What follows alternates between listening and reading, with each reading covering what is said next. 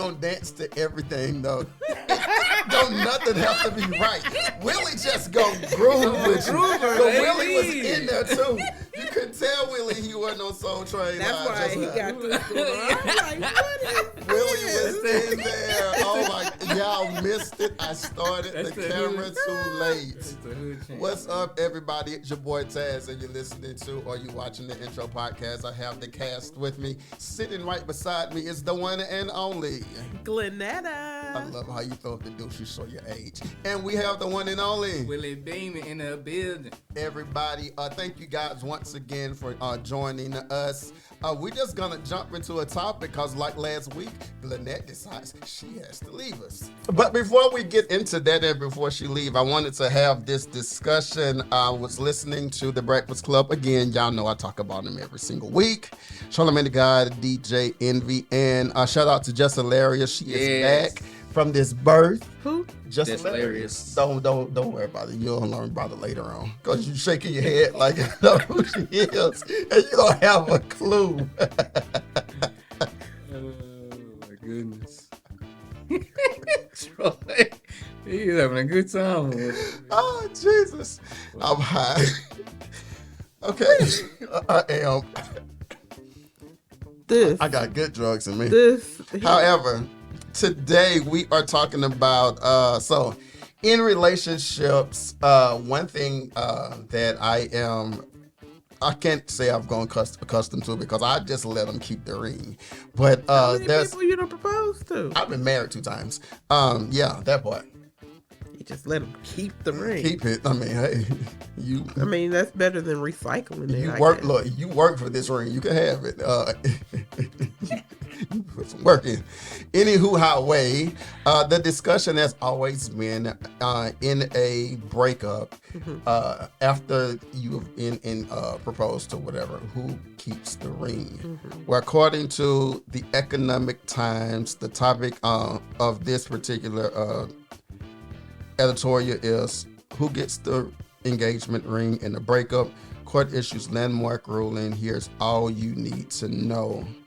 I'm gonna let you read it, Glennette, since you are the what's the word? The vocabulary is. That would be fine if I could see. Anyway, so what you want me to read? The synopsis? So the Massachusetts Supreme Judicial Court has ruled that engagement rings must be returned to the person who originally purchased them, even when a breakup occurs. This new ruling overrules a 70-year-old law that tied ownership to the person deemed at fault in the relationship's end. How do we feel about that? Ooh. Go ahead, sis. Go ahead. Go ahead, sis. Being the only woman in the room. That's okay. As a matter of fact, yes, go ahead. So let me tell you something. I personally, if I'm breaking up with you, then I'm gonna give you your stuff back. Okay. Because I don't want it anyway. Okay. Now, but with that being said, if you're breaking up with me and you've proposed to me, maybe it was your mother's ring or your aunt's ring or your grandmother's ring. I'm gonna let you have it because that's a family thing. So I don't care how mad I am or whatever the case may be, you can have it.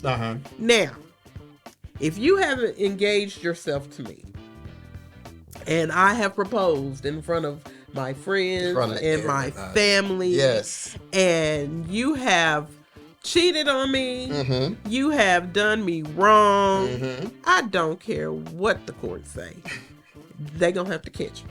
Because I'm keeping the ring, I'm selling the ring, and I'm going on vacation. That part. I wonder what the law is here in Texas regarding that. Ownership is 9/10 of the law. Dang. So it's mine. Yeah. You know, I mean, but the fact of the matter is, all jokes aside, if it's a split and we've just decided that, hey, this is not something that we're going to do, you know, there's no bad blood, no harsh feelings. Here, take your stuff. Yeah. You know, take it. I would suggest you take it back. Don't give it to somebody else, you know. Yeah. But I don't want it. You can keep it. But if you done did me dirty. Yeah. Give me mine. You're not getting that ring back. Being the only married man in the building, how you feel about this? Give me my stuff. Give me my stuff, man. Yeah. No, I was reading an article last night, and I can't remember the couple's name, but I guess the guy who was offering the ring, I think it was like $70K, I believe. And I was reading it. I guess he found out that his soon-to-be wife was messing around, saw text messages and stuff like that, so he called everything off. And I guess they're going back and forth in court, and he was like, "Nah, I want my ring back." Yeah. And so, See, but that's where you got to be smart, because just my personal opinion. Let's go. If I have found out that you're doing some dirt on me, Mm-hmm. which means that I can't trust you anyway, facts. which means that I know you're not about to give me this ring back. Yeah.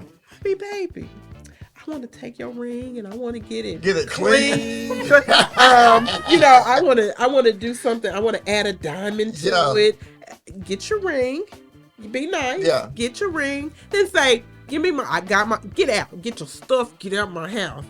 Hey, Right. I got it now. My question is though, what, in our own opinion, what does that ring symbolize? Because if I'm giving you this ring because I love you, Mm-hmm. and there's something about you that make me want to be this to you, Mm-hmm.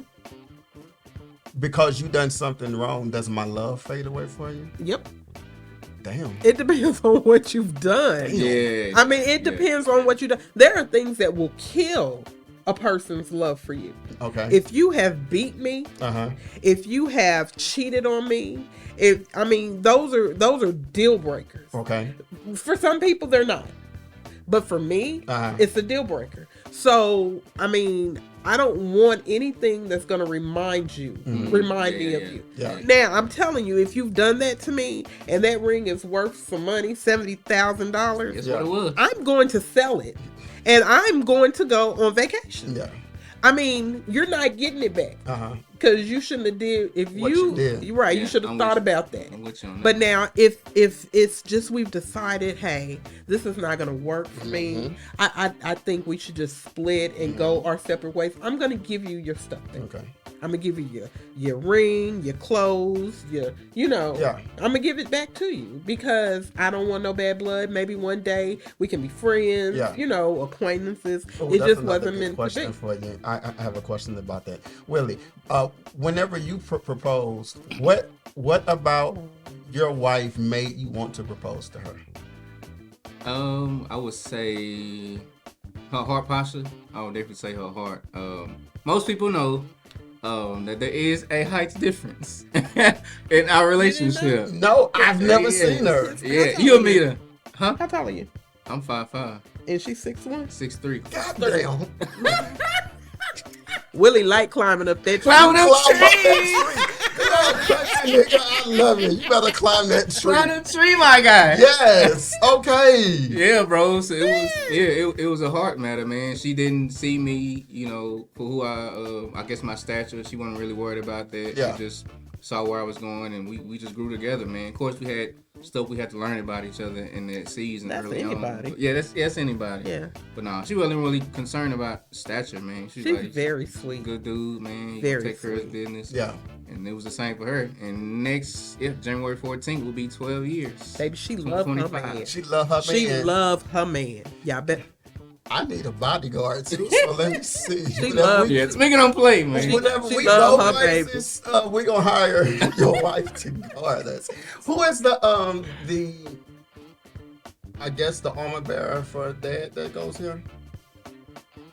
Who's Jane? a police officer. Oh, Stephanie? I love her. She's the head of security. I freaking love. That's love. my best I friend. freaking Hey, love Stephanie her.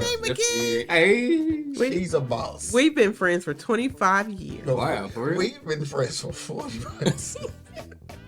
That's my girl. Question before you go though. Why Are keep you trying able make to me be go? friends with? All right, let's say you were engaged to someone. The engagement didn't work out. Are we still able to be friends with that person? It depends on why it didn't work out. And I would say, you talking about me personally? Yeah. I mean, it depends on why it didn't work out. I mean, if it didn't work out just because maybe we were moving in different directions, maybe we found out that we weren't vibing on the same level, then yeah, I have no problems with you. Now, we ain't gonna hang out, eat dinner, and go on vacation together. Yeah. But I don't have a problem. I see you. Hey, how you doing? But now if you broke up with me because you just didn't want to marry me, and then it's gonna take me a minute, because if I'm the grass was green on the other side. Not even that, but maybe he didn't feel about me the way that I feel about him. Yeah. No, I can't be your friend right now. Yeah. Catch me in about 5-10 years. Yeah. So in relationships, I've come to learn in my little short 43 years of life. You are short. And communication is one of the biggest things ever that will either make or break a relationship. Did you get into your marriage knowing how to communicate effectively, not listening at her, but listening to her? I was horrible in the beginning, bro. My communication skills in the beginning was horrible because I really didn't see a healthy model of that. I was raised in a single parent home. Yes. It was me, my mother, and my sister who's 2 years younger than me. And then my mom and my pops got divorced when I was young. So I really didn't see a healthy marriage in my home. And so when me and Tamika got married at the age of 23, I'm trying to figure it out. Right. On the fly, man. I'm trying to find, people who I can relate to in other marriages and I can glean from and get advice and wisdom. And so now that took time, fam. It took a lot of time. And it's hard to be something that you've never seen. Like if you don't have a healthy picture of a healthy relationship, you will get into like DJ Envy wrote a book and he was with his wife. And like for the first couple of years of their marriage, he couldn't please her sexually. Like she never had an orgasm. I don't see how she stayed. Gia, you're good for staying. Stay on topic. Stay on topic. But what he said was he didn't know what he was doing because what he was doing sexually was stuff that he got off of TV. What he got off of, just watching porn. I think in communication in relationships, if we don't have a healthy example or any kind of example of what to do, we base it off of what we see that's made up. Thanks. And we go into it thinking, oh, this is what it is because this is how it worked on the Tyler Perry play. Right. So because Tyler Perry said that this is what it is, this is what it is. It's different things for different people. Thanks. So how important, Glennette, for you is conversation, like even before the engagement, just dating, getting to know, creating a safe space for him to be completely vulnerable and tell you the deepest, darkest fetishes or whatever. Because a lot of times I come to find out that men want to talk about these things, but again, we've been put in a position to where some things are so taboo. Instead of us talking about it, we'll hide it, and then we'll live out that fantasy with another person. But then whenever the wife or the husband come around and they're like, well, I didn't know, well, you didn't provide that safe space for me to talk to you about it. So let me say this, and I can literally say this from experience because I have been married and divorced, and I grew up in toxic foster homes. I grew up watching toxic relationships. I grew up being in toxic relationships, and so one of the things that people do, especially in trauma-filled relationships, a lot of relationships that I was in were because we were co-traumaters.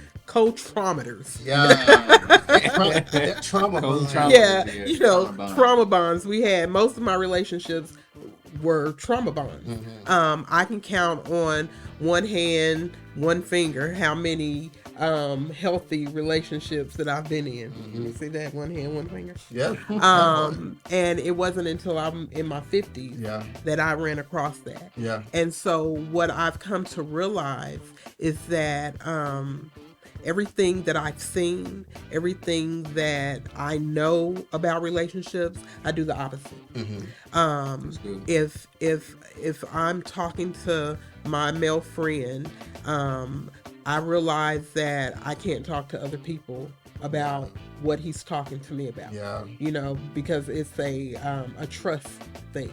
Can he trust me with what he says without me?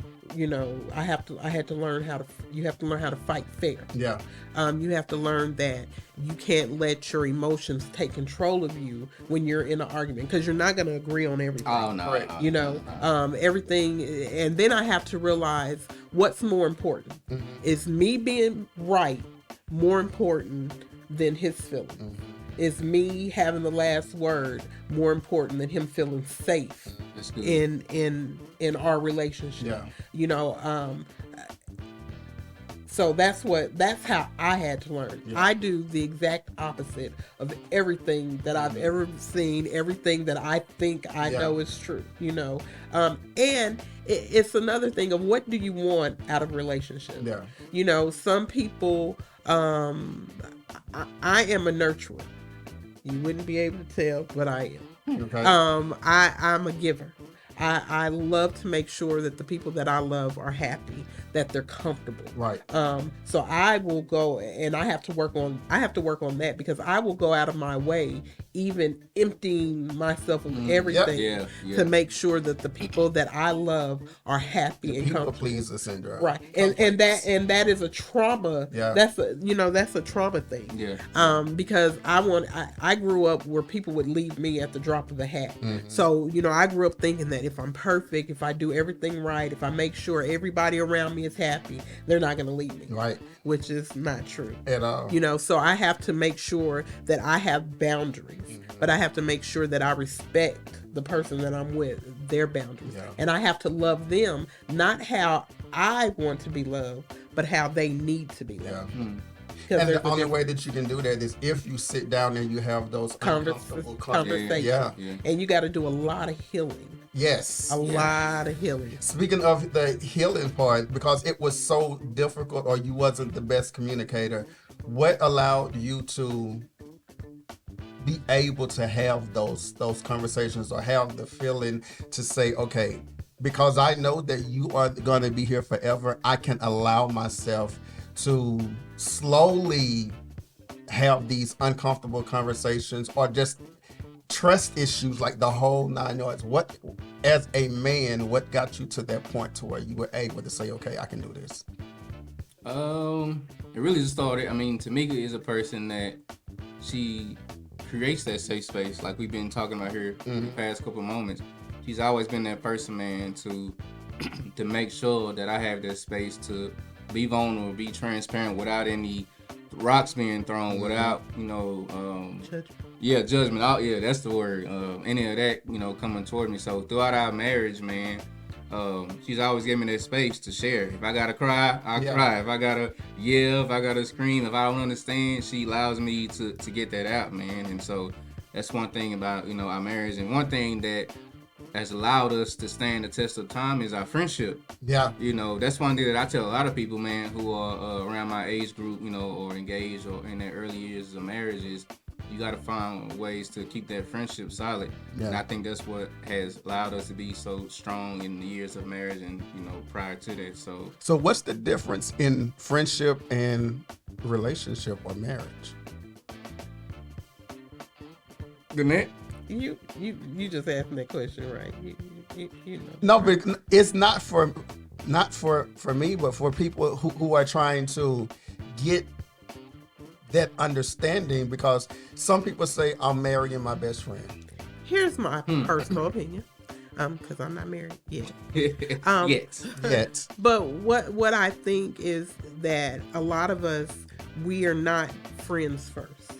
We jump into these relationships, situationships, sexual ships, but we don't have friendships, because friendships have got to be tested. A lot of times we meet somebody, we sleep with somebody, and now we with somebody. And we don't, I have to be able, I say Willie is my friend.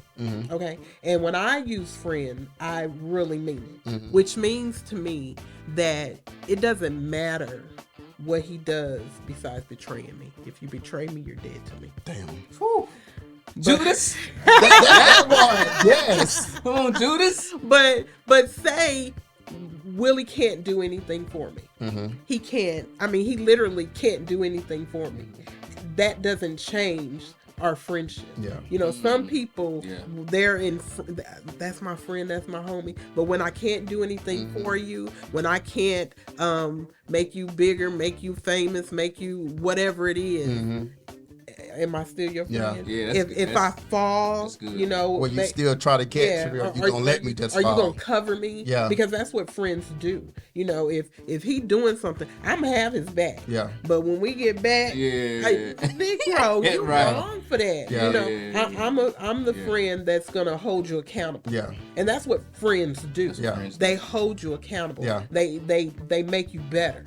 You know, there are two ways with people that you hang with. Either you're gonna come down to their level, or they're going to pull you up to yours. Yeah. And before you kick me off the air, I'm going to say, I know. I personally believe that you should never be the smartest person in your circle. Ever. I always you know, right. Your friends should be able to challenge you, and you should never just have yes people in your circle. Yeah. Somebody should be able to pull your coattails and tell you no. And that's the difference between me, me, when friendships and other ships. Yeah.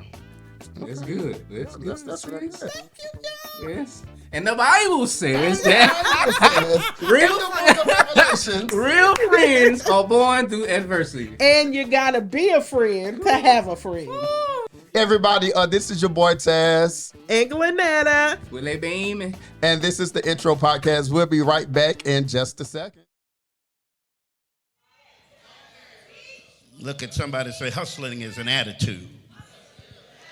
It's a drive, it's a confidence, it's determination.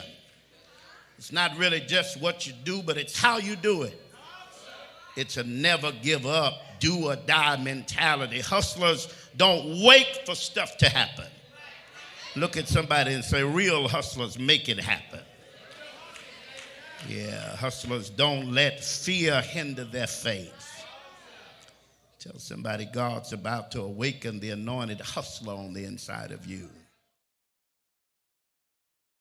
Hey, what's up, everybody? It's your boy Tazz, and of course, you are listening to or watching the intro podcast. And I have the one and only, the sis, the wife, the homie, the partner, the one and only Glennette. Have you ever been? Wait, you singing? Am I singing? Yeah. Oh no, I can't sing. No, but you were singing just now. No, I was humming. I got kicked out the church choir. What happened? Pastor Blair told me to sit down 20 years ago. And you never got back Never up. got back Pastor up. Blair, I want to thank you with everything in my spirit. And Glennette, thank you for listening to him in your spirit and your physical. Yeah, I sounded like a cat in heat. Can we have a taste of it right fast? Absolutely not. Oh my God, Pastor Blair, I'm gonna have you on the show so that you could talk about that 20-year ago experience with Glennette. Speaking of the Blairs, you got something that's about to pop off real soon. I do. With the one and only Zion. Hey, Zion Cristopher. So what's going on with you and Zion? So Zion has. He's amazing on his own. He comes from a very talented family, but on his own, he is amazing. He is an amazing singer, an amazing theater kid. Okay. You know, so he has taken on the audacious. I like daring. That word. Yes. He is helping me turn my book into a stage play. So coming 2025, Some Hurts Are Beyond Tears, the stage play. So, of course, we're going to talk about it whenever we get closer to the play. Do me a favor, turn the face to me just a little bit so we can have some dialogue about this play.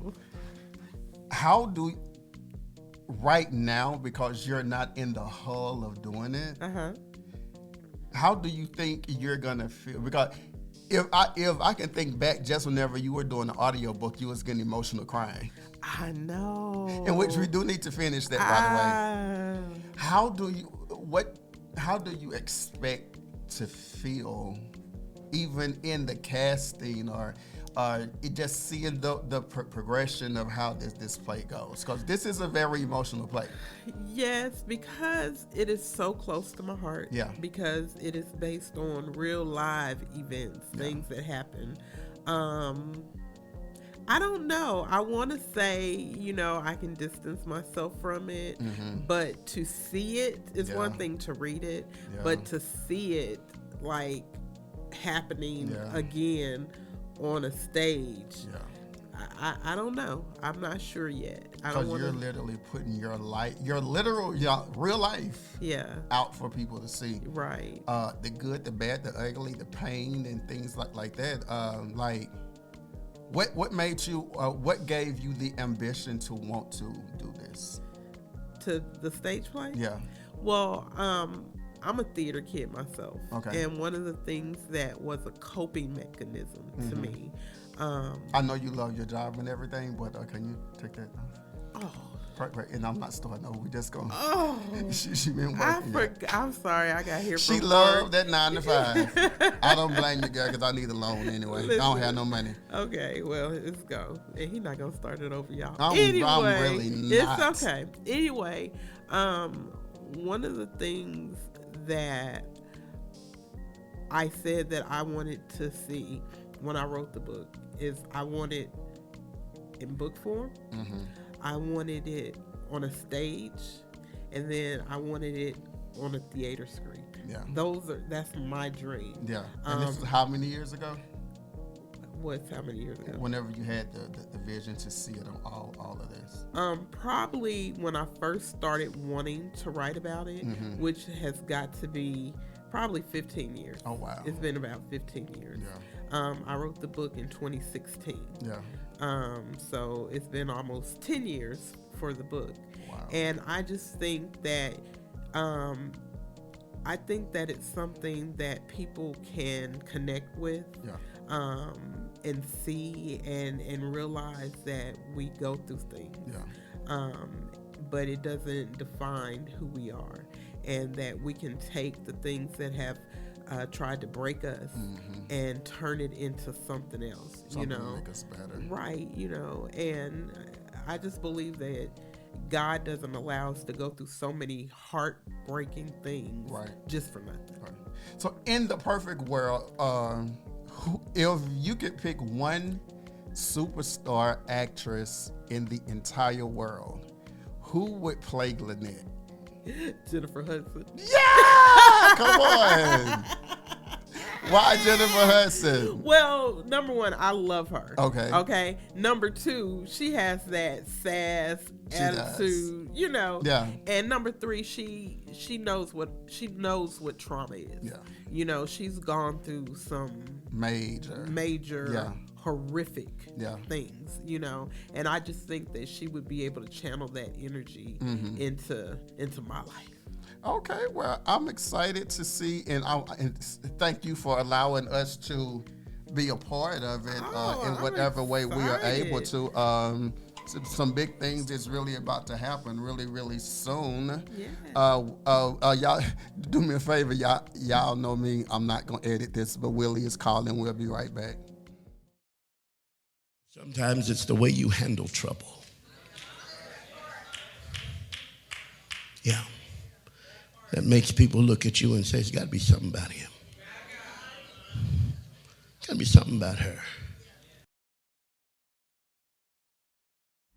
What's up, everybody? It's your boy Tazz, and you are listening to or watching the Intro Podcast. I'm joined with the one and only Willie Beamen. What's good, family? What's going on? Everything is everything, man. Thank y'all for coming back to this segment of the show where, I call this Brother Talk. I'm just going to give it a name. This is Brother Talk. Man, what's going on? What's up, bro? How you feeling? I'm feeling. I've been going through it, but I'm feeling. Hey, still here, brother. I'm still here. You're still breathing. You're still moving and shaking. Hey, one day at a time. That's what they always tell me. One thing, I forgot who it was that preached the message recently at the church, but the bulk of the message was, I went through it, but I survived. Probably Pops. Probably Pops, man. Bishop. And that's where I am now. I've gone through it again, but I survived, and I'm just excited to be able to say that I survived, because I know a lot of people, for those of you who are watching or listening that don't know what happened, the 26th of last month, I experienced being the victim of a hate crime here in Dallas, and I know a lot of people who have went through those situations, and a lot of them didn't make it out. I've seen news where a lot of people from the community were actually beat to where they literally died. Yeah. So whenever I look at that and I look at where I am now, regardless to what I feel pain-wise or whatever, at least I'm able to feel pain. Wow. I was talking to Dad one day after Bible study, and he was explaining to me, he said, as long as you can feel it, you good, because that means you're still alive. Ooh, that's heavy, bro. That simplified everything for me. I was like, I'm good. That's heavy.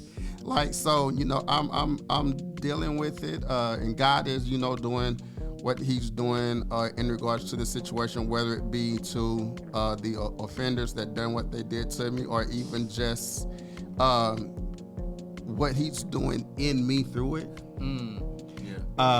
Because I was a very busybody type person. Like, I moved around a lot. Yeah. And I'm learning that in being that busybody person, although I'm working to accomplish a goal, in being a busybody, you miss the voice of God a lot, because you're so worried about hearing what everything else is saying that is pertaining to your life for now, that you miss what God is trying to tell you while you're going through this, because you're supposed to be on bed rest. Wow. You're supposed to be still. It's like God is saying, I literally set you down for a reason, but instead of you sitting down, you still trying to do you. Wow. So I was like, okay, well, I'm gonna sit mine down somewhere. And through that, he's not only teaching me or talking to me about the spiritual side of things, but he's also showing me things regarding the podcast. He's showing me things regarding my music. He's showing me things regarding the business in general, that where if I didn't sit down and I wasn't still, I'd still be stuck in the funk that I was in October 1st, still trying to learn things. But because I'm in a point to where now I can't do anything, I have no other option but to learn. Wow. So that's good. But yeah, man, how's the family? Everybody's good, man. Everybody is good. Taking it one day at a time, man. Did some stuff for my mother earlier today, trying to get Granny's headstone and stuff like that in place. Make sure all that is done and well. But other than that, man, family's good. We're just making sure that we continue her legacy, man. Yeah. We coming together as a family, spending time with one another, the laughs, the jokes, and just reminiscing on things that she embedded in us, man. And so, trying to keep that house in the legacy, man. Yeah. She's been in the house for Lord knows how long. Yes, sir. Yeah, we good, fam. I know about that legacy house, as I call it, because our legacy house is still standing in Mississippi. Wow. It's a nice house. It's funny because whenever I was younger, say like 5, 6, 7 years old, I grew up practically poor or whatever, but living in Mississippi, we grew up in a house that was made out of tin. We had tin roof. It was a little, it was safe enough. You had your own, your insulation, all of the stuff. Right. But there was literally like this house, the frame was tin. And I look at through, I want to say, even after Hurricane Rita, Katrina, and all these things. Yeah. Any storm before then, I looked at how this tin house still stood. Wow. And then I look at some of these roof and everything, never blown off. Yeah. But then I look at some of these houses and apartments and buildings now, where if that same storm would come now, they wouldn't last. So I often ask my grandmother before she passed, what did y'all put in this little itty bitty old shack of a house that made it stand so long? Wow. And she could never answer that for the likes of me, but our legacy house is still up on the hill, fully furnished. Wow. For every single room is furnished. They finally got a satellite. Thank God, because I got tired of watching Beethoven. I got a question though. So I follow a guy, spiritual leader, business leader, Dr. Darius Daniels, Change Church out in Atlanta and New Jersey. And Okay. He's from, I believe, what is the city called? Michael, Mississippi. Oh, Lord. Have you heard of that? I ain't ever heard of it, but it sounded small as mine, though. Our nearest Walmart so I was born in Macomb, Mississippi, but we lived in Liberty, Mississippi. Okay. Our closest Walmart, the closest Walmart was like 35 minutes My away. goodness. Oh, no. But the closest movie theater was 45 minutes away. Ooh. And this is not one of those places where you want to be found out after dark. And you might go. Because like I remember growing up where like we used to I've literally been through the having dogs chase you type situation. Oh yeah. Like it's that kind of Mississippi. Whew. So imagine when I tell you I don't rush to go back for nothing. The last time I went was for my mother's homegoing ceremony, and that was probably about 5 years ago. Wow. I have no intentions on going back. Oh no.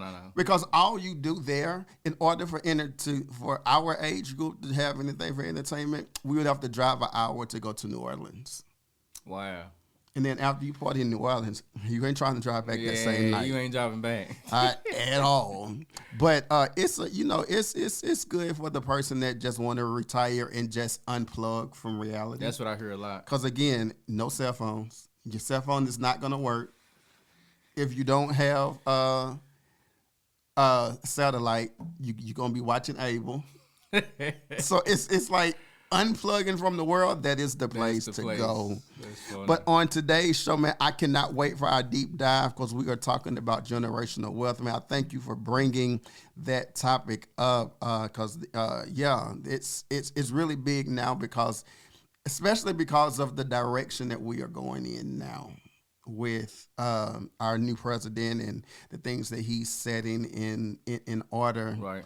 I was watching, I'm really, really big on MSNBC, watching and listening to a lot of that stuff. So whenever we come back, we have one topic and then we'll dive directly into that. I am excited to have Willie Beamen on the show today. Yes, get it. Man, who are you talking about on your segment today for sports therapy? Sports therapy, man. Y'all be on the lookout. I'm talking about my brother who I've followed so long, man. Steph Curry, man. He's one of the most skilled basketball players, one of the greatest shooters of all time, man. He's just that dude, man, even in his years of playing now, man. I believe he's 35, 36.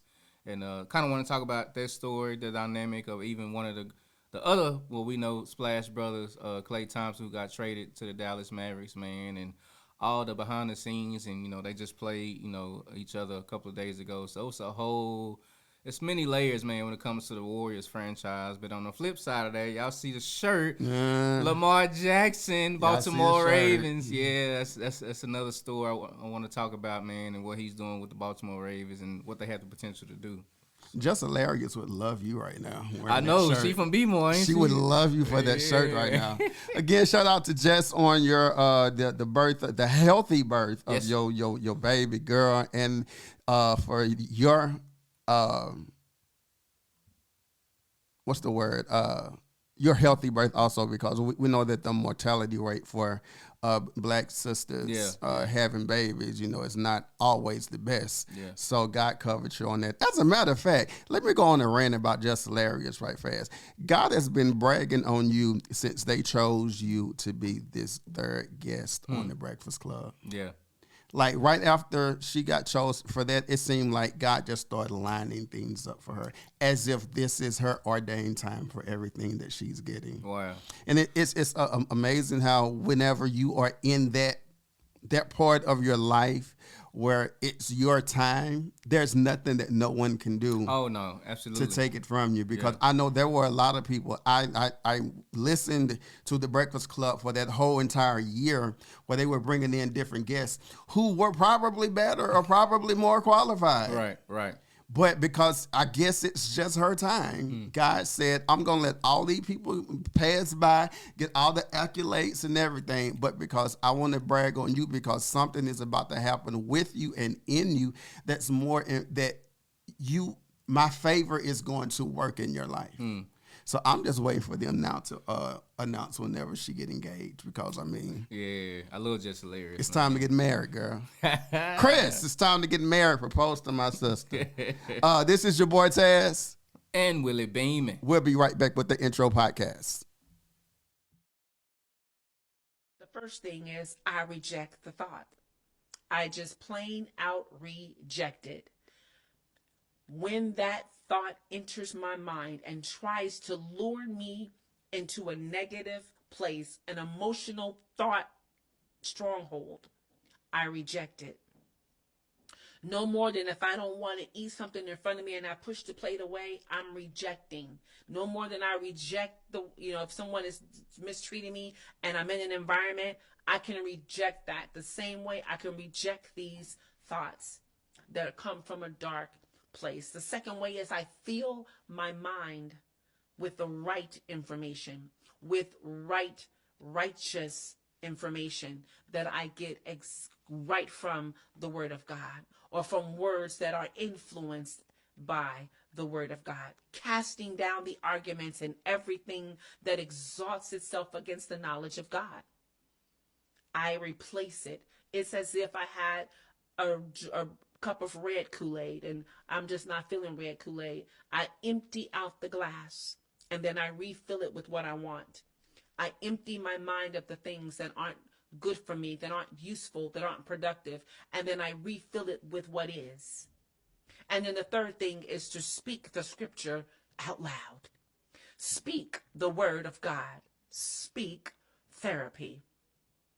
I'm using the power of speaking what God has to say about every situation. Joshua 1:8 tells me about it. It says, this book of the law shall not depart out of thy mouth, but thou shalt meditate therein day and night. Thou mayest observe to do according to all that is written therein. For then thou shalt make thy way prosperous, and then thou shalt have good success. It starts in the mind.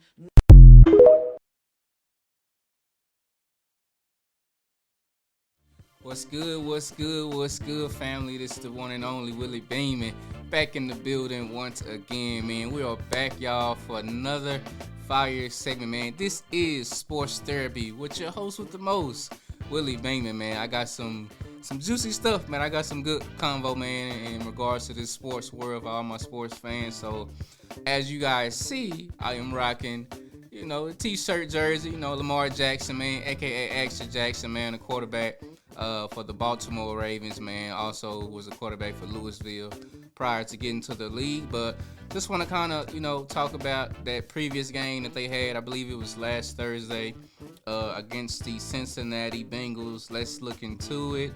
It says Lamar Jackson's tightrope scramble ignites Ravens comeback win over Bengals.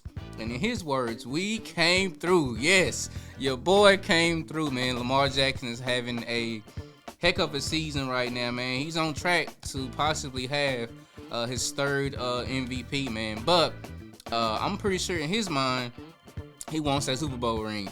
Came up short, we all know, man. We watched the AFC championship last year, man, when they played the Chiefs. Yeah, and they were at home. And their defense was a whole lot better than their defense this year. Their offense is definitely a fire offense, but they've added another weapon. We all know, shout out to Derrick Henry, man, who came from the Tennessee Titans. Now, he's not the Derrick Henry of old, but I feel like my boy still got some juice in the tank, man. Like, watching the Baltimore Ravens, man, these last couple of games and how they're using Derrick Henry, man, and he's definitely been a lot explosive in the second half, third quarter, fourth quarter player. But, man, adding Derrick Henry has definitely, to me, has taken a load off of Lamar Jackson, because we know Lamar Jackson, man, he's a dynamic quarterback. He can throw, he can scramble, man. He has great field vision, man, for his receivers. And so, but let's get into what that game was about. Looking out of obstruction or even loss in their execution, the Baltimore Ravens offense sputtered for nearly 3 quarters. Basically what that means is for like the first, I guess, 3 quarters of the game, the Ravens wasn't looking too good. And I watched that game last Thursday too. They were down 14-0. Them boys are struggling. I don't know what was going on with them mentally, emotionally. I don't know what was going on with the coaching staff. I don't know what was going on with the defensive coordinator. But them boys, they were struggling, man, in that first half. Jackson scrambled 20 yards back from the line of scrimmage before dancing in out and around would-be Bengals tacklers along the sideline for one of the most spectacular 10-yard runs you will ever see. On the ensuing play, Derrick Henry scored. The Ravens were on their way to scoring 20 straight points to a key thrilling 35-34 comeback win over the Bengals on Thursday night. This is Lamar Jackson's words. Just trying to make something happen. That's all it was. Jackson said of the scramble that came with the Ravens trailing 21-7 and igniting a Ravens rally. I was going to try to throw the ball away, but when I turned, I just had room, so it was like I just get as much yards as I could. I should have scored. That's what he said at the end, I quote. So keep going. In a game overthrown with highlights and statistical splendor on both sides. Because don't get me wrong, man. You know, Lamar Jackson and the Ravens have been balling, but shout out to Joe Burrow and the Bengals, man. Shout out to Jamar Chase, who's one of the receivers over there, man. Joe Burrow's a dog as well. They always putting up a dog fight. But let's look at some of the stats, man. Jackson completed 35 of 33 passes for 290 yards, 4 touchdowns, no interceptions, and a sterling 141.4 passer rating. He added 32 yards on even 7 carries.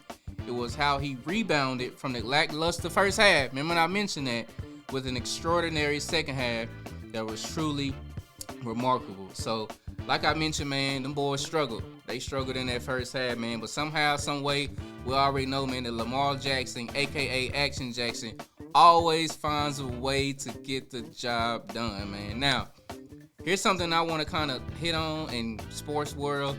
Y'all sports heads, man, y'all let me know what y'all take. I remember watching probably last week, I think it was Shannon Sharp and Stephen A. talking about, can Lamar Jackson continue to lead the way even though the defense is not where it's supposed to be? I believe that's what the question was. And in my mind, I don't believe so. I believe the defensive coordinator, I can't remember his name, they have to find better ways, man, to make sure that they're efficient. Making sure that they're stopping these high-powered offense. Because if they come across the Kansas City Chiefs again in the AFC Championship, man, I don't believe Lamar Jackson will have the ability to carry them. Yeah, they have a great offensive powerhouse. They got Derrick Henry, they got Zay Flowers, they got Humphreys, I believe. They got some weapons, man, on the offensive side. They defense need to step up, man, and they don't have the ability to be trading blow for blow with the Kansas City Chiefs, man, who are undefeated right now in the AFC, man. Them boys are 9-0. Shout out to Patrick Mahomes, man. Shout out to Kelsey. They just added DeAndre Hopkins, man. So I just believe, man, they gotta make some changes, man, on the defensive end if they really want to knock out the Kansas City Chiefs, because that's been their kryptonite. They were at home last year. They had one of the best records. They had one of the best defenses. But when Pat Mahomes came, man, and them boys came to their home, they put them boys on the couch, man. Put them boys fishing on their own couch, man. So hopefully, man, I don't just want to see Lamar Jackson, man, get an MVP. I want my boy and his squad, man, to get over the hump this season. I'm rooting for y'all, man. I'm rooting for you, Lamar Jackson, man. Hopefully you guys can make some adjustments to get over the hump, man, and get a Super Bowl. And going back to the defense, as I make a shift to my next topic, I haven't seen a high-powered Ravens defense since, we all know, the Ray Lewis days. If anybody watched football, everybody know who Ray Lewis is, man. He's probably one of the most powerful, dynamic linebackers of all time, man, in NFL history. That boy was a dog. Y'all go watch some of Ray Lewis's highlights, man. He didn't play with you. He talked noise, but he also backed it up, man. Ray Lewis was definitely one of those guys that will put you on your feet. Put you on your feet, man. Him and Ed Reed, man, with that Ravens defense back in, I want to say, the early, mid-2000s. But hopefully, the defense that they have now with the Baltimore Ravens, man, can make some changes so they can get over the hump.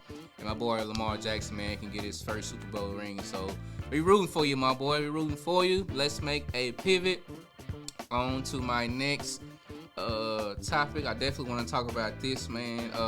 We're gonna transition to the NBA world because that's my baby. You know, that's where I watch the most of. But I love sports in general. But let's kind of talk about these Golden State Warriors, man. Let's talk about these Warriors, man. Shout out to what they are doing right now. I believe their record is 8-2, I believe, 9-2, somewhere around there. And the one thing I'm most surprised about is I didn't think they would be as effective considering Klay Thompson had left the Warriors. You know, we had free agency here in the offseason. You know, when there's big players, you know, who has longevity, who has the skill set, who's put the work in. They searching, they testing the waters, man. They trying to see what team is a better fit for them, for their family, the city, all these different elements, man, when it comes to the NBA. They trying to figure that out. And us in the basketball world, we could see that Klay Thompson, man, was not happy, you know, in his latter season, man, playing with the Golden State Warriors. You can just see some of the games. You can see his demeanor, man. He was definitely not excited, you know, enthusiastic to be on the court. No disrespect to his bros, you know, Draymond Green and Steph and all the other guys. Shout out to the coach, Steve Kerr. No shade to them. We just saw, man, different demeanor from Klay, and he wasn't himself in the latter part of his career, man. But he definitely helped the Warriors, man, in that championship run, man. Those guys are brothers, and I believe they will always be brothers. I'm mentioning Klay Thompson, Steph Curry, and Draymond Green. I believe that they will always be brothers, man. They will always be family. Them boys, you know, got it out the mud together. And going back even to the coaching point of this, I think a lot of us don't give credit when credit is due, because when these guys were drafted to the Golden State Warriors, the coach at the time was Mark Jackson. And I believe a lot of us, man, don't give credit to Mark Jackson, man, for building that foundation and allowing the Warriors to have this dynasty that they had over these past couple of years, man. No knock to Steve Kerr, man. No knock to Kerr. He's a great player. He's a great coach, man. We know him in those 90 days playing with Michael Jordan with the Bulls, playing with the Spurs. We know he's a great player, and he's, you know, paved his way to be a great coach. But I still want to give flowers, man, what flowers do, man, to my guy Mark Jackson, man. And hopefully one day he gets a coaching opportunity, man. I don't know if that's something that he wants to do. I know he's been in the media world and still giving his 2 cents on, you know, teams and coaching and all of that. But hopefully, man, they can give Mark Jackson an opportunity, man. But let's kind of dive in. Steph Curry, you know, here recently, I think it was a couple days ago, the Warriors and the Mavericks played.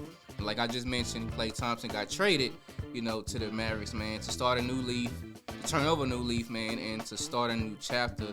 But let's look into this game. Steph Curry scored the final 12 points for the Warriors to will them to a 121-17 victory over Klay Thompson and the Dallas Mavericks at Chase Center on Tuesday. Curry's 28-foot step-back three-pointer with 27.5 seconds left gave the Warriors a 4-point lead, and his game-sealing free throws capped the season-high 37 points outing. In his return to the Bay, Thompson tied a season high with 22 points and 6 three-pointers. In addition to Thompson's return, Tuesday's game carried extra significance, being the opener for the Emirates NBA Cup. The win put the Warriors atop of the West Group C standings and gives them a point differential of +3. Let's look at some more of this. Let's see. Let's go a little deeper. So, like I mentioned, Klay Thompson was traded, and I remember watching Steph Curry's post-interview after the game, after they beat the Mavericks, and he was talking about, you know, his relationship with Klay Thompson. Even in the offseason, talk about the relationship that those guys had, and we already know them to be the Splash Brothers.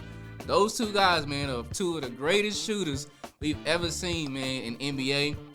Of course, we probably can argue it. You know, we got the Reggie Millers of the world, man. We got the Ray Allens of the world, who were dynamic three-point shooters. But they all had different styles. But I still believe they will still go down as 2 of the greatest shooters in NBA history, man. Klay Thompson and Steph Curry, man, a.k.a. the Splash Brothers. So I want to kind of get into The tribute video that they had for Klay Thompson, man, I watched it last night, and I even got emotional. I got emotional watching it, man. You know, I felt like I was a fan. I felt like I was in the bleachers just watching it, man, and them giving Klay Thompson, you know, his credit, man, because he was a part of that dynasty, bringing forward championships there. And so let's get into that. Klay Thompson poured in 13 years of legendary moments with the Warriors organization, and Tuesday was his first game back at Chase Center since his departure to the Mavericks.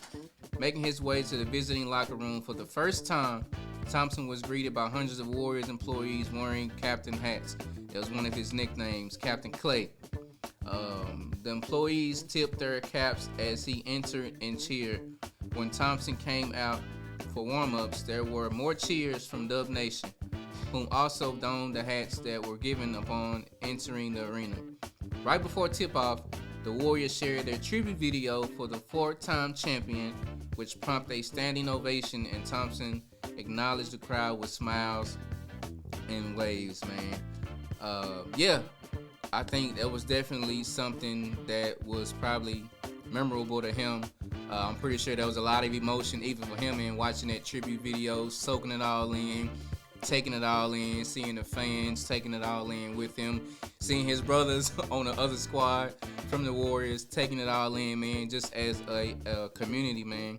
I'm pretty sure that was something that he'll always cherish, man. So shout out to Klay Thompson.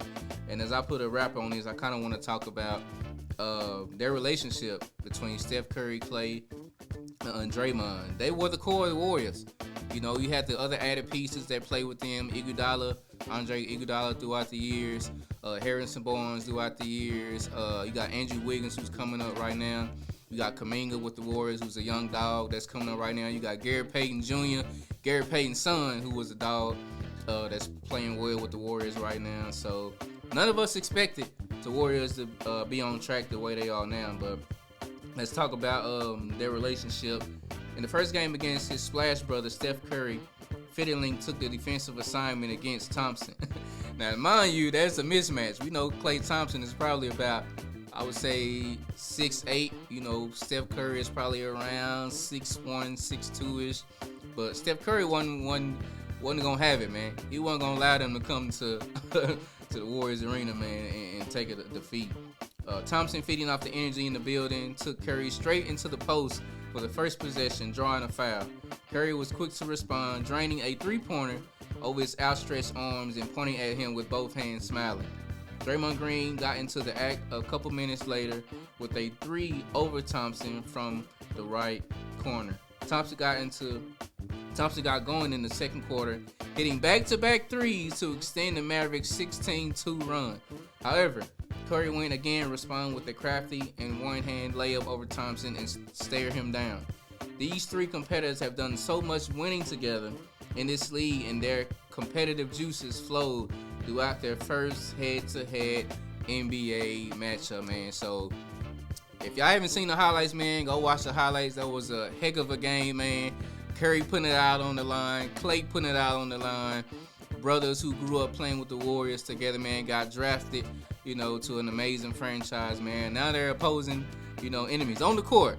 I'm pretty sure they still brothers and, you know, rocking and rolling off the court, man. But shout out to what they're doing, man. Shout out to Klay Thompson, bro. I pray that you have a successful career, you know, with the Mavericks. From what I'm looking at, man, it seems like you're happy. Seems like you're getting your joy back. Seems like you're getting your flow back. Seems like you're getting your rhythm back, man. So I just hope and pray that the Mavericks use you the way they need to use you, man. And you guys can potentially get back to the NBA Finals, man, because they came up short, we all know, last year to the Boston Celtics. And even for the Warriors, none of us expected the Warriors, man, to be doing what they're doing right now. We thought that there would be a deficit of them taking the back seat because of the loss of Klay Thompson. But them boys balling, man. They got a young group of guys over there. They got veteran experience from Steph Curry and Draymond Green, man, who know what to do, who know what it takes to win, who has a winning mentality. And so, yeah, man, that's my TED Talk.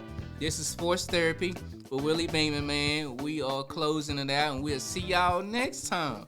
Peace. Hi, I'm co-pastor Otanya, and here is your prayer nugget for this week. Today, I want to talk to those of us who are struggling to be consistent in prayer because we do not understand the mystery of prayer according to 1 John 5:14 through 15. This is how the King James Version says it.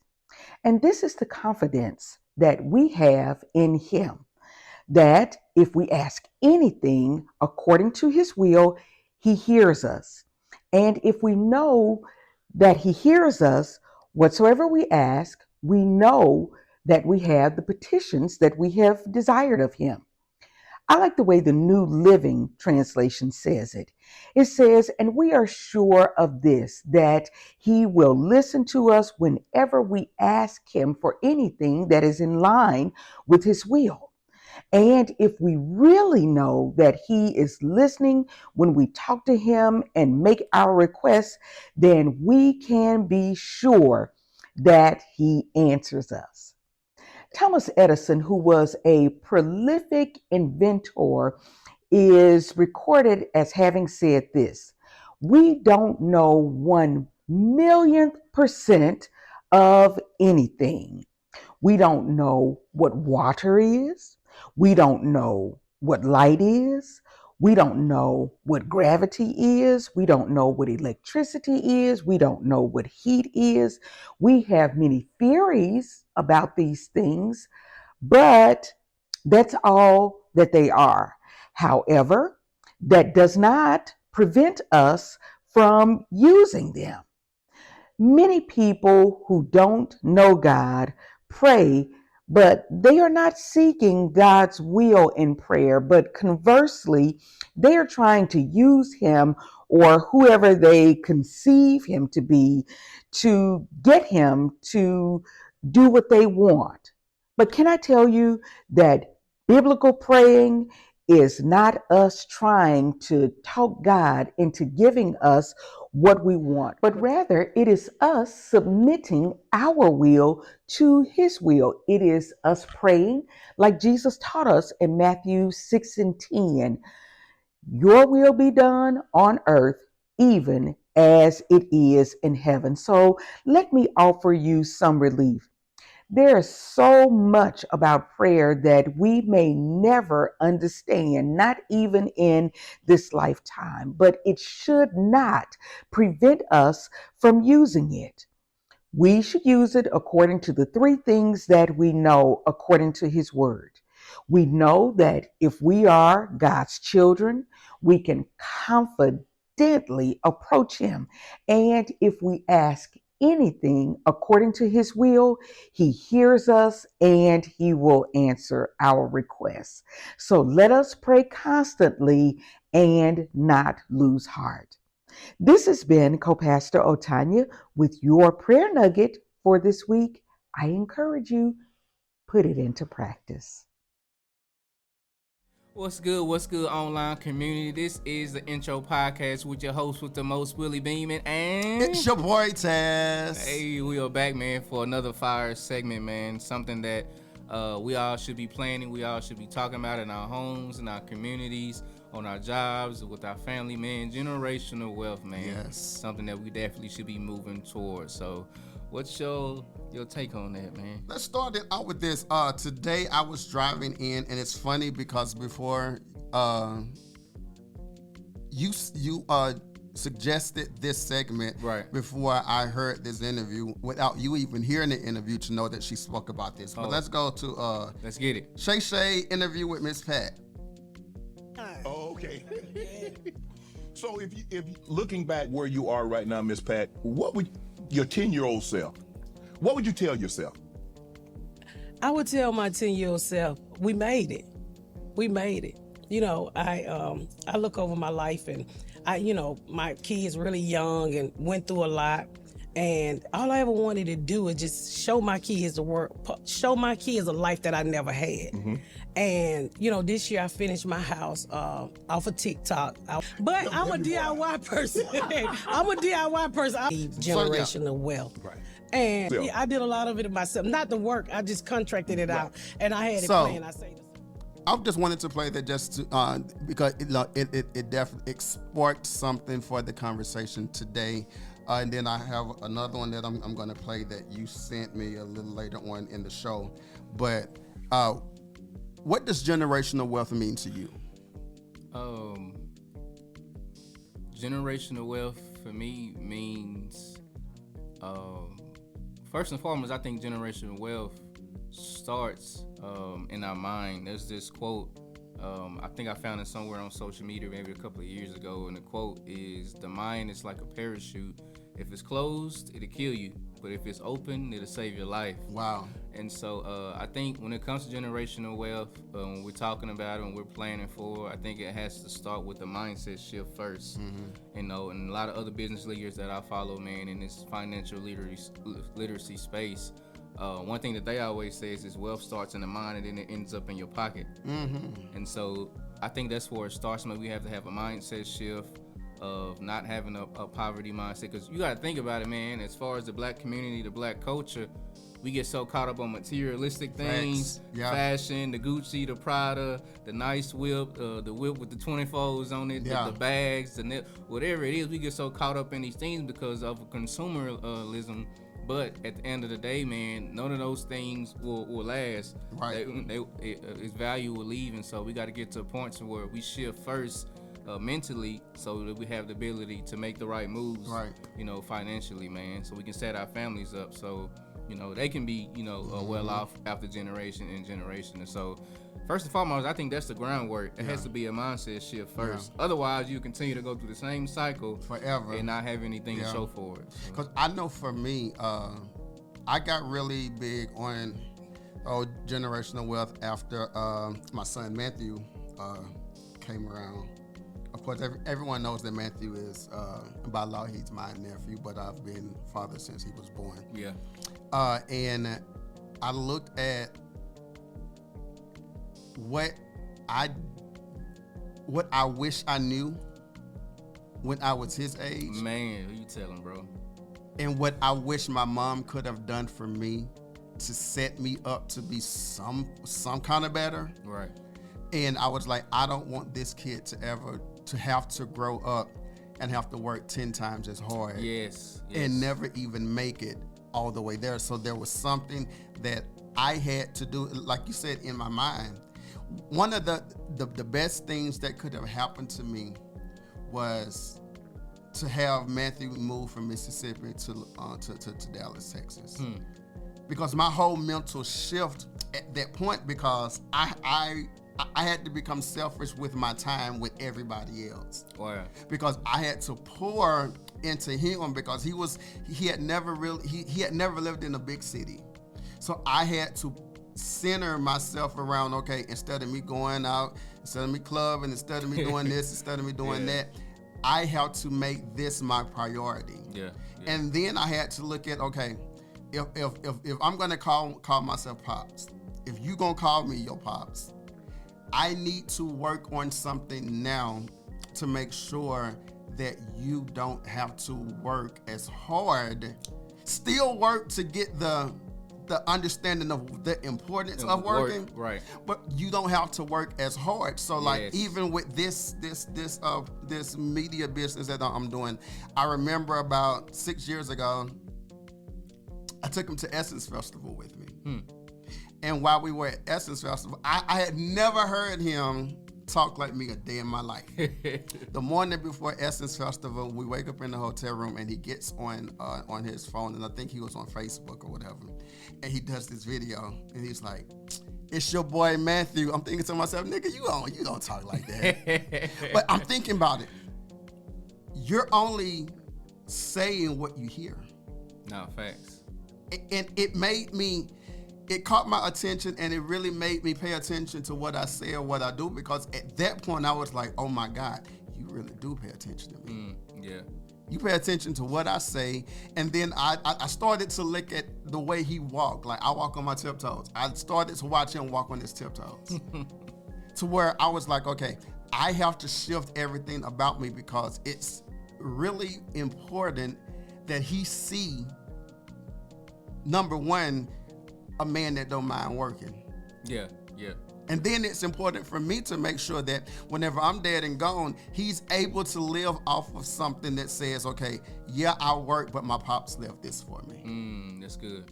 Yeah. So that generational wealth thing, you know, it's not even just the financial part of things. Sometimes it's the lessons learned along the way. Facts. I agree with that. Because like right now, honestly, I'm in a situation to where I'm still working to build, to leave. Me too. The financial wealth. Yeah. Oh, but every day I'm on the phone texting.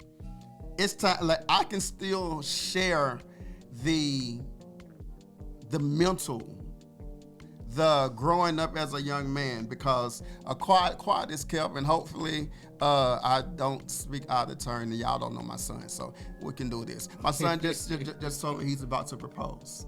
Wow. So as a man, and like since he told me that, or since that's been his mindset, every single day I'm getting a text message. Every single day I'm getting FaceTimes, and he don't even like to be on the camera. But it's like he's asking questions because he understands that I'm about to get into a part of my life that I know nothing about. Yeah. Dating is one thing, but whenever you have to wake up and smell the same breath every day for the rest of your life, I need to learn lessons, and I've literally been able to talk to him and share with him the fact that you don't know everything. And he said, I know I don't. That's why I'm calling you. Yeah.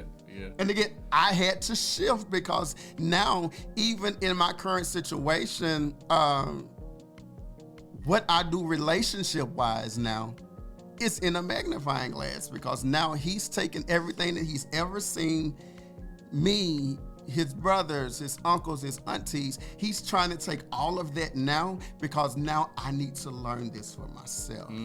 That's good. So having that mental generational wealth, it's like parents have to understand, once you have these children, it's not just about you no more. Yeah. Everything that you do, it's about what your child sees and what they grow and learn to do. What's one of the things that you have, whether it be from a parent or just a mentor, but somebody that poured into you to where you have been able to take their lesson, but whenever you get your son, you get your daughter, you're going to actually teach the same lesson to them? I would probably say one of my business coaches, man, Rigel Mathis, man. That's my guy. That's the guy that I met via social media, man, just trying to figure out what the Lord, needs me to be, as far as being in business, being in entrepreneurship, learning from other leaders in business. So, and crazy part is, Rigel is probably 3 years younger than me. So he's a young entrepreneur, just got married, I think last year, has, children, all these different things. And so, but he's done the work, man. Yeah. He's done the behind the scenes work. And I think that's what a lot of us don't get caught up in, seeing people doing the behind the scenes work. We're seeing the fruit of it, but we're not seeing what they're doing behind the scenes. Yeah. The late nights, the early mornings, the studying, the learning, all these different elements, man, that makes them a successful leader, man. So Rigel Mathis, man, has definitely been a guy in my ear teaching me financial literacy, man, giving me concepts, giving me wisdom, man, so that I can apply that to my own life and to my marriage, and make sure that, God forbid, if anything would have happened to me, that my wife, would be safe. If she wants to work, hey, that's on her. Yeah. But she has the option, not to. And so, shout out to my coach, man, Rigel Mathis, man, who's definitely been an instrumental piece when it comes to financial literacy. Absolutely. Let's play this clip that you sent me last night. To investing, time is your best friend, not your girlfriend, not your boyfriend. The earlier you start, the more money you will make, the more your money will grow. The more you give compound interest time to stack on each other and just stack. Don't make the decision and be like, you know what, I got time. I'm only 25. I got time. No, darling. While yes, I believe and I pray that God will expand your life, but you do not have time to waste, because your financial future, your older self, is depending on you. If you haven't invested into the stock market, I don't know why. If you have not invested into your 401k, especially with your company match, I do not know why. If you're choosing to buy name brand items, to go on vacations, to buy things that are a depreciating asset over purchasing an asset that can generate you freedom, your priorities are messed up. And I think that's something that a lot of people, even people like celebrities or just people with a lot of money, they are more concerned about leaving cars and houses and stuff that eventually is gonna break. Yeah. As opposed to teach a man to fish, he'll eat right now. No, if you give a man the fish, he'll eat right now. Teach him how to fish, he'll eat forever. He'll eat forever. Like we don't. I'm not gonna say we don't, because I definitely I have some good people that's pouring into me now, that has poured into me, but a lot of times people don't tend to think about the future, because all they can see is right now. All they can see is now. I'm young, I'm outside, I'm riding around, and I'm getting it. Yep. But one thing COVID taught me is I don't care how you making it now. God showed us. At the drop of a dime, it could all be gone. All be gone. And you have to have something to fall back on, because one thing, it was a blessing and a curse if the government wouldn't have decided to bail some people out. A lot of these businesses would have been gone. Yeah. So it's not, having, and that even goes back to not even just having the financial wealth, but even having the knowledge or the education of what to do after it's all gone. Yeah. Like for me, I know what to do with money. I know how to live without money. Like I was joking with somebody a couple of days ago, and I was like, well, with the price of things, I'm about to just get me a house, and I'm just gonna grow everything in my backyard. And they was like, what you mean? It's like, nigga, I'm from Mississippi. My grandmother had 2 gardens the size of football fields. Everything I ate growing up, we either killed the chicken, we killed the pig, or we grew the fruits and vegetables. Yeah. That's generational wealth that our generation know nothing about. I agree. You tell a 16, 17-year-old to go grow something, they gonna grow some weed. Yeah.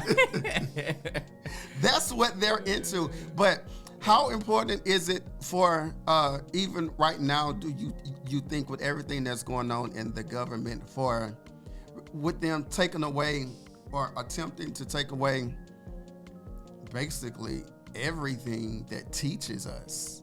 Where are we supposed to get that knowledge from now to teach our kids and our grandkids?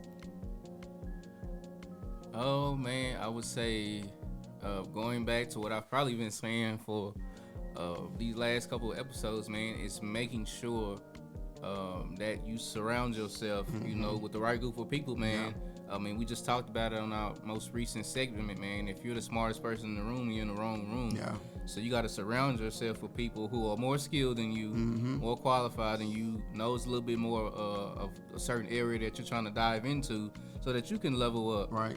Because if you don't, man, you're going to be out here drowning. You're going to be gone. You're going to be gone, man. And so especially like you mentioned, with this election, man, and Trump being in office and taking away certain things that we should have, I think it's very, very crucial and critical that we take a step back, reflect, and see who's in my corner, who can I learn from, man, in order to level up.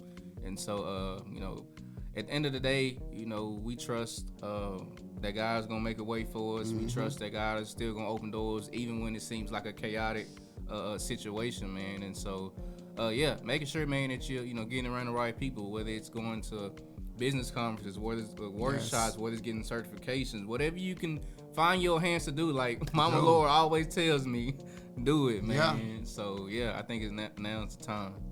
And I just speaking about Donald Trump, I understand that We look at Donald Trump, or we used to look at Donald Trump whenever he was outside of politics, just running business. We looked at him as the person because he was known for money. Right. Well, but I recently learned that a lot of the money, his start, period, came from generational wealth. Exactly, it did. Because his father gave him an ish load of money. That's what I heard. And you blew it and you went bankrupt all these times. So it's kind of like they understand what generational wealth is and what it can do for you. So it's their responsibility. If they don't want to see us get up, we have to do everything that we can to cut. Meaning that if we know that this Fortune 500 black company is doing good and there's a lot of black families, there's a lot of brown families that's going to benefit off of this, we need to do whatever we can to stop that, because we want people to be more dependent on us. Like and the reason, and so in the suggestion of what to do for generational wealth, I think that there's too much money out here for us to have a podcast and not want to bring somebody else on who's just effective in their field. Facts. So if you know somebody that is just as effective as you are in the same field, work with them. Work with them. I agree. Because you can make so much more money together than you can apart. Yeah, who you telling? That's just like with this podcast. I've been doing this podcast for going on 9-10 years. Yeah, I have an audience, but I know that if I bring the likes of you, if I bring the likes of Glennette, if I bring Mom, if I bring Dad, I know that their audience becomes my audience. Exactly. So why not work together? Facts, yep. Instead of being the person that says, oh, because I'm in it and I'm making this much money and I'm satisfied. Sometimes we're satisfied with the little money that we're making or that we're starting to make because we never made money before. That's so good. So I'm scared to bring somebody else in because am I gonna lose now? No, you're not gonna lose. But in our mind, that mentality is if I'm making $100 now and I bring in 3 people, I'm only gonna make $25 to $50. No, if you bring in 3 or 4 people, your $100 can double, triple, or whatever. Yes. And then you'll be able to leave, set up money that's gonna make money for the rest of your life, long after you're gone. I look at Quincy Jones just passed. Yeah. Quincy Jones was worth hella money. Imagine how much money he planned years ago. Yeah. To lead to his kids, to lead to his family. Right. That's generational worth that has been planned. How many of us have wills, living wills? That's another good conversation to have. Because it don't matter how much money we have now. Whenever we're dead and gone and our kids and our kids' kids are fighting over who gets what. I just had this conversation with my people. Yeah. Like, it makes no sense. That's why having that plan is something that's very important and it's something that's needed. But in our community, a lot of people don't necessarily have plans. Don't necessarily have wills. Yeah. We have money. We can buy our kids everything they want now. Right. But after we gone, our kids then have to fend for themselves. And because they've never had to do it before, they don't know how. Yeah, I totally agree. And even us being on this topic, man, you already know, but most people who are listening that's going to watch this episode, I do work in the realm, of helping people, making sure that they're financially set. God forbid if anything were to happen, especially when it comes to life insurance, man. That's something that, I specialize in, I can help. And I want to get to a point to where us as a community, man, we're not so reluctant to rely on the church to help us. God forbid if something were to happen, you got to go get the fish plates, and you gotta do the GoFundMes, all these different things, man, because we didn't take the time to probably prepare our family. God forbid if something were to happen, man. So yeah, man, that's something that I still have a heart and a passion to do, being in that field, man. I've learned so much, man, about the insurance industry. Learned so much about a lot of these companies, man, that are ripping off families. I learned so much about how life insurance works, the fine print in policies that we don't read over and we just sign and feel like we're doing our family a justice, but most of the times we're not. And so, man, that's something that I still have to the leadership and the love to do, man. Because one thing that I tell people all the time, being in this industry, I don't really see myself as a salesman. One thing that I always say, or my mantra is, I don't sell life insurance, I teach and educate life insurance. Yes. There's a difference. Yes. I can put you on game, I can give you the education, I can teach you how these things work, but at the end of the day, it's up to you whether you want to implement these things to your family. So, yeah. And that all leads into the generational wealth, because whenever I sit down and talk to you and you give me the plan, it's up to me to see the beauty or the worth in it, invest in it, and know that my people are taken care of for the rest of their lives. Exactly. Everybody, this is your boy Tazz. And Willie Beamen. This is the intro podcast. We will be right back with sports therapy with Willie. I can't wait to see what he got up for us on today. We'll be right back. Yes, sir.